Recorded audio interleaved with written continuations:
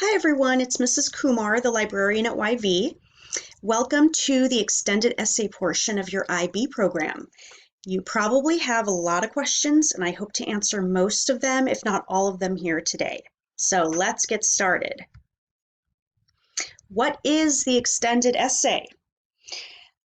Before I go into the nuts and bolts of things, I want you to know that I am placing this presentation and all of the information that it contains on the Trello board that I sent you. If you need me to email you that link again, just let me know, but I also include the link at the end of this presentation. Okay, so what is the extended essay? It is a 4,000-word independent research paper that you will be writing under the guidance of a supervisor. All diploma program students must complete it. It contributes up to 3 points combined with your TOK grade to the total score of your IB diploma. You will be meeting 3 times at least with your supervisor, and those meetings will be logged onto a reflection form in ManageBack, which I believe you have all gotten used to using ManageBack for your TOK class, but if not, I can always help you with that as well. The complete extended essay experience will take you about 40 hours of work, so remember to pace yourself and keep in mind how much you're putting into it and how much time you have left. Your supervisor you can probably expect to spend about 3 to 5 hours with your supervisor, including the reflection sessions. Now, the first 2 reflection sessions, you should space them apart so that you can kind of go over what you're working on with your supervisor. But the last one is called the Viva Voce, and that interview is after you're completely done with your paper and you've submitted it. It's a reflection session so that you can talk about the entire experience. Okay. So next up, we're going to talk a little bit about the timeline. So this timeline should give you plenty of time for research and writing. It may seem like a very long timeline, but don't let that fool you. We've had students over the years almost miss the deadline because they were too relaxed about it and it snuck up on them. Don't let that happen to you. Part of the IB experience is meant to teach you how to be an independent learner, and a big part of that is time management. I cannot stress that enough. Remember, your supervisor is not going to hunt you down and remind you to meet with them or remind you to start doing more research. It's going to be up to you how much research goes into your paper, and that quality of research will show up in your work. So looking at these dates, we are currently in May of 2020, so you should be choosing a subject, and once you choose a subject and let me know, I can connect you with the supervisor of that subject. By the end of this month, May 30th, you should have chosen a topic within that subject and touched base with your supervisor, whether over Zoom or email, but you should have had some kind of meeting with them. Once you have completed that meeting, you'll submit your research question and that reflection on the meeting into ManageBack under extended essay. Okay, so that will launch you into the extended essay research. You're expected to spend the summer doing your independent research so that by September 1st, you're ready to submit at least 10 sources and an outline of your paper to your supervisor.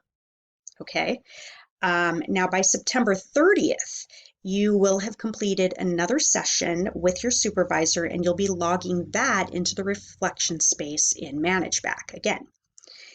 November 30th is the final submission for supervisor feedback. So what that means is you will be submitting your extended essay by November 30th to me, Mrs. Kumar, and to your supervisor so that they can read through it, I can read through it, and we can give you feedback so that you can go back and edit one more time before that final due date of February 22nd.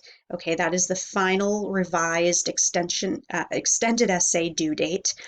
And that week you'll be having your Viva Voces, which is that one-on-one interview that you'll have with your supervisor, and will be logged into ManageBack. Okay, let's see. So where do you start? At this point, you may be wondering where and how you can start your extended essay. So let's unpack the steps. In this infographic, you will start at the bottom step, background research. This is the first step you'll take once you've decided on your subject and your topic. You may already have a research question in mind, or you may have one come to mind as you're doing your background research. Both of these scenarios is perfectly acceptable. The second step you'll take will be in developing and narrowing your topic. Notice here that it doesn't mean you have to have a research question right away. It says narrow your topic. During this second phase of research, you'll be digging deeper into the research and deciding on a topic that isn't so broad that you could write a book about it, but not so narrow that there's hardly any research out there on your topic. I've seen students get caught in both of these situations, and this is where you can lay a sturdy foundation for your extended essay. Okay, the third step comes pretty naturally at this point because you've already been through some of the resources. It's finding the research materials that are specific to your topic, and not only your topic, but your research question. By this point, you should have a research question and you should have had your supervisor mark your subject and topic choices as accepted in ManageBack. Remember, research materials are not always books. They're scholarly articles from databases, they're recorded interviews, they're letters, emails, scientific studies, websites. Remember, keep an open mind when you're looking at research. And, this is important, take a ton of notes during this whole process. You will thank yourself later. The fourth step requires that you go through all of the research that you've done, thus relying on all the note-taking that you've done. You'll be evaluating those sources and deciding which ones are good enough to select for your essay. When it comes to the last step, those are the sources that you'll include when writing and citing your paper. So let's look at another infographic that shows you another way to visualize the extended essay process. So you can also think of the extended essay as a journey. There are certain steps you're going to take, but that doesn't mean that you won't go back and redo some of those steps. And that is why I advise that you take lots of notes, color code those notes, and keep them somewhere organized. There are three fundamental elements in the extended essay. Inquiry, which is what we call background research, and that is what you should be doing now up until about May 30th. Research, evaluating and choosing the sources you'll be using, about 10 to 15. That's what you'll be doing over the summer. And writing, that's what you'll be doing in the fall. The writing portion is actually the smallest bit of the process. Think of it as an iceberg. The writing is what shows at the very top. It's the part that's visible to your supervisor and to the extended essay examiners who will be grading your essay. The massive portion underneath is your research. I had a student a couple years ago who thought it would be the opposite, so he rushed through the research portion. He barely scratched the surface, and he submitted an essay at the very last minute that could have been so much better. You may even want to print this particular infographic out so you can keep track of where you are in your journey and how much time you have left. So now that you have an overview of the extended essay as a whole, let's talk about research. First, I want to mention that it cannot be a research or writing project that you've already done for another class, okay? So pay attention to that. If you have already done a project or written a paper for an internal assessment or for anything within the IB program, that information has been logged into the system by your teachers, and examiners double check that right off the bat. It will disqualify your paper if you recycle something. Start your research by exploring an area that's already something that interests you. By doing some general reading in this area, you can follow your nose into some topics that may be new to you or something that you can see yourself devoting the next few months to. And remember, just like I told you, research materials are not always books. They're articles from databases, they're interviews, they're websites. So keep an open mind and don't be afraid to explore. Just remember that your sources do matter. The quality should represent a wide scope or range of research within your subject. It shouldn't be something from Wikipedia or pop culture online sources. In fact, criteria A has to do with the selection of sources. The sources you choose can either gain or lose you points overall. Okay, step 2, developing your research, your topic and research question. Your research question is just that. It's a question. It's an exploration of a topic and the research that seeks to answer or explain something. This should not be something that's already been explained by the experts. It should be your very own question in which you draw your own research-based conclusions. Now, that doesn't mean that it's an opinion paper. It's a carefully researched paper that's presented with proof. One more thing I'd like to add that is part of the research process is getting used to command terms. Command terms are the words and phrases that are typically used in the subject that you're writing on. For example, if you're doing an extended essay in biology, you would be using proper medical terminology. If you're doing an extended essay in history, you would be using phrases that you see regularly in the historical research. You need to sound like an expert, and this is the time to be underlining and highlighting those words in your notes so that you can use them later in your paper. In fact, you should be taking notes now during this presentation. It's a lot of information and you will need to go back again and again. So now you may be wondering where you can find all of this research. This is the tricky part during our current COVID-19 quarantine. Some of the databases are only accessible from school. Others are available from our local public library. The good news is that our library offers free online access with your library card. If you don't have a public library card, all you need is your phone number to go onto their website at ccclib.org and sign up for an e-card.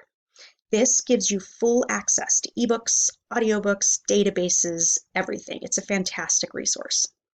You can also get a San Francisco Public Library card, and they also offer a wide array of free research. In fact, a lot of the databases that we used to only be able to access from our YV campus are now available through the public libraries throughout this quarantine time. So definitely check that out, and if you need help finding those, I can help you. Lastly, you can try using Google Scholar for full-text scholarly articles, many of them peer-reviewed, which means they've been read and reviewed by experts in the field. If you're doing a local history topic, many cities have historic societies and museums that offer access to digitized materials.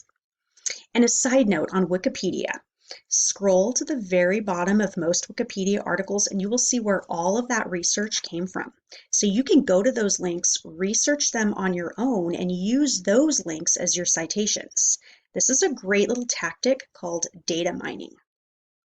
And of course, if you're stuck and not sure how to proceed, you can always email me or come to my virtual office hours Monday through Friday from 3 to 4 p.m. And I'll give you all the details on that on the last slide. Okay, I want to help you. Believe it or not, I love doing research. I actually think it's a lot of fun.